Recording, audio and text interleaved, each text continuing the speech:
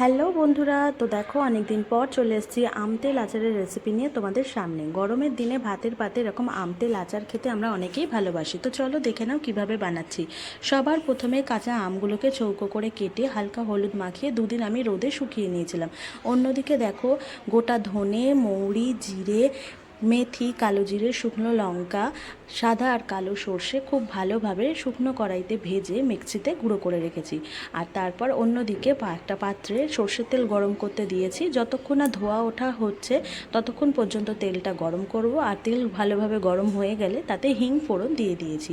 এরপর গুঁড়ো করে রাখা মশলা, গরম করে রাখা তেল আর 1 চামচ ভিনিগার দিয়ে আমের সাথে খুব ভালোভাবে মিশিয়ে নিয়েছি। তারপর এইভাবে আবারও একদিন আমি রোদ্দুরে রেখে দিয়েছিলাম। খুব ভালোভাবে রোদ লেগে যাওয়ার পরে এরপর একটা কন্টেনারের মধ্যে আমি আচারটা ভরে রেখে দিয়েছি। ভিনিগার দিলে আচার অনেক দিন ভালো থাকে আর এতে ছত্রাকও লাগে না। তো বন্ধুরা, এরকম আমতেল আচার খেতে তোমরা কারা কারা ভালোবাসো অবশ্যই কিন্তু কমেন্ট করে জানিও। দেখা হচ্ছে অন্য ভিডিওতে। টাটা।